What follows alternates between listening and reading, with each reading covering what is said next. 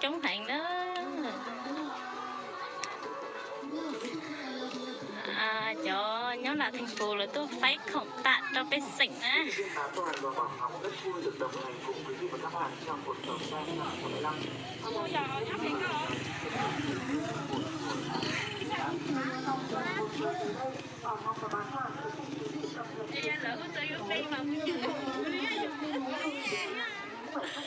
Tôi bao lúc chế chậm chế tí này nè. Tôi lúc chế cái nữa nè.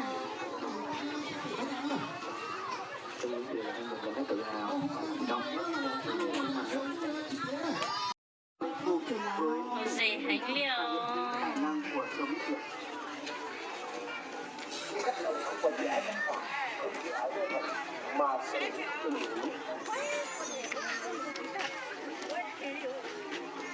Cho một từ là chống thịt tiền đi đó.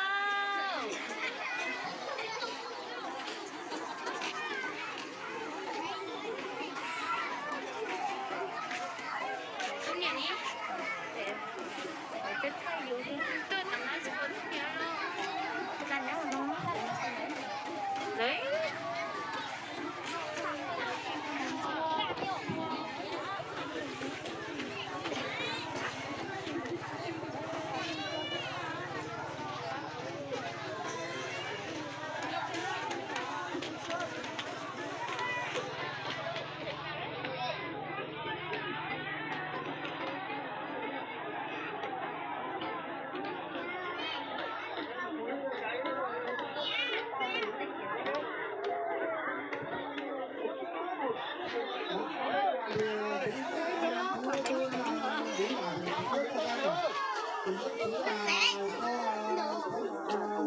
Em là beta junior.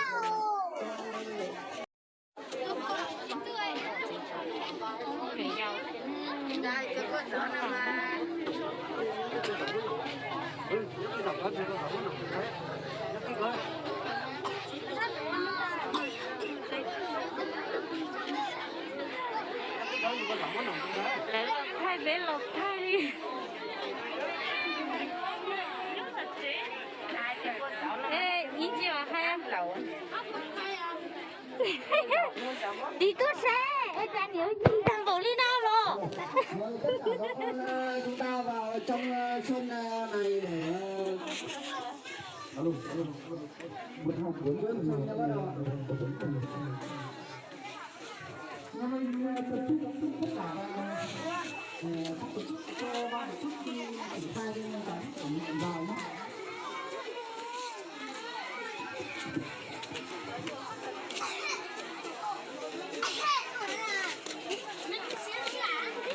Cái bên nó kiểu là tôi phải khổng cái bên sành rồi.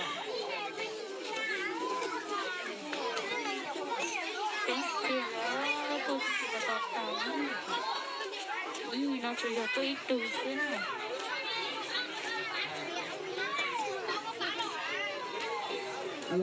Mùa nào đây toàn thể bà con chúng ta thể các đồng chí chúng ta ở liên tổ chức để buổi làm việc hôm nay được bắt đầu. Kính thưa các quý vị đại biểu, kính thưa nhóm từ thiện của đoàn cùng toàn thể bà con đến bản lòng lưu 1, lòng lưu 2, lòng Hái lòng Nghị ở xã Mường Phăng, thành phố Điện Biên Phủ. Hôm nay được sự quan tâm của nhóm từ thiện Ngọc Lan đến từ hai xã Kim Trung, Hoài Đức, Hà Nội cùng các mạnh thường quân đã chung tay ủng hộ cho các hộ gia đình có hoàn cảnh đặc biệt khó khăn tại 4 bản người Mông, tại bản Lòng An 1, Lòng An 2, Lòng Hái, bản Lòng Nghị. Ban tổ chức xin trân trọng giới thiệu về phía đoàn từ thiện Long An và Nguyễn Thị Lan, trưởng nhóm từ thiện. Đề nghị toàn thể bà con nhiệt liệt cảm ơn.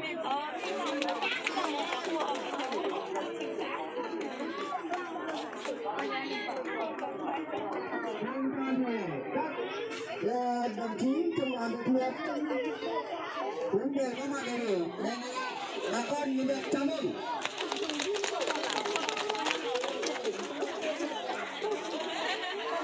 về phía thành phố, ban tổ chức sự kiện giới thiệu đồng chí Nguyễn Chu Tôn, chủ tịch hội chữ thập đỏ thành phố Điện Biên Phủ đề nghị bà con nhìn lên chào mừng.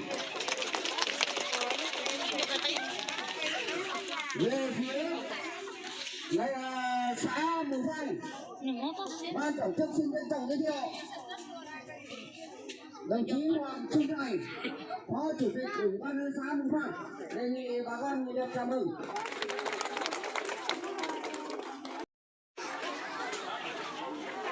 Mất đi thì tranh mà tôi.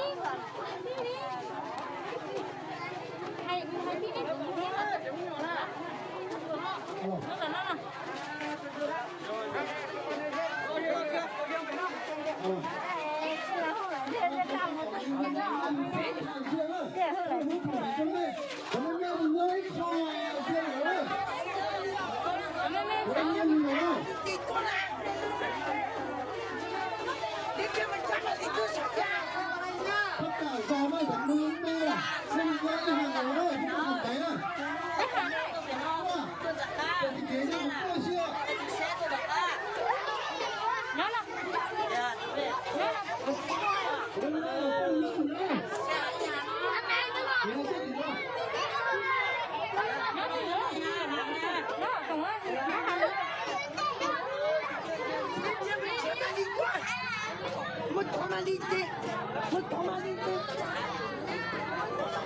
Anh đi, tranh. Anh đi. Anh à. Anh à. Anh sửa.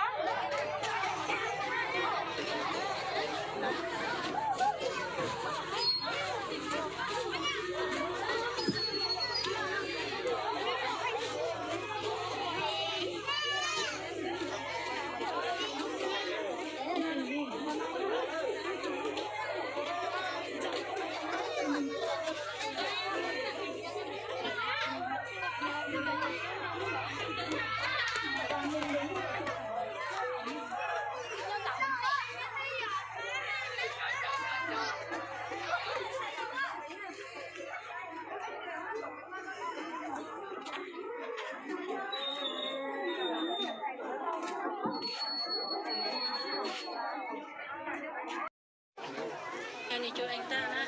Còn người ai đấy thì đang chuẩn bị tiếp cho là trước giúp em ạ. Các hàng làm sao đó.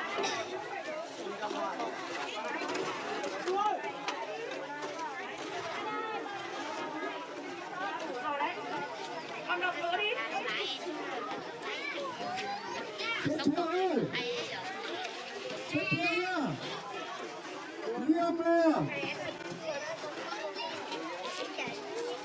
tôi tìm đủ, giảng an dân, giảng an xá.